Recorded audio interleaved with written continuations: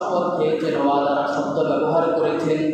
আল্লাহ তাআলা পবিত্র কোরআনুল কারীমের মধ্যে বারবার শপথ খেয়েছেন, ওয়াত্তিনি ওয়াজ্জাইতুন, তিন এবং জাইতুনের ফলের উপর কসম খেয়েছেন।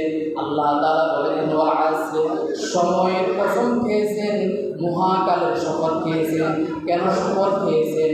আল্লাহ তাআলা বান্দাকে বোঝানোর জন্য, নবী রাসূলদেরকে বোঝানোর জন্য এইভাবে শপথ খেয়েছেন। বারবার শপথ খাওয়ার উদ্দেশ্য হলো আল্লাহ তাআলা বলে দিয়েছেন ওয়াল্লাইলি ইযা সাজা, যখন রাত্র হয়ে যায়, যখন দিনের বেলা হয়ে যায়, তোমরা সিজদায় লুটিয়ে পড়ো, তোমরা সিজদায় লুটিয়ে পড়ো।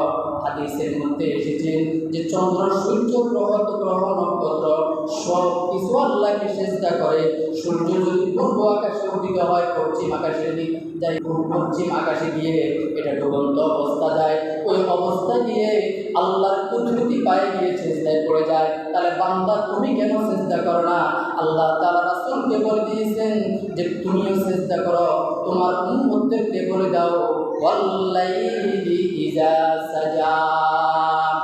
তাহলে ওয়াদুহা ওয়াল্লাইলি ইযা সাজা, দিনের বেলা এবং রাত্রির বেলা যদি সময় পাও শুধু আল্লাহকে সিজদা করো।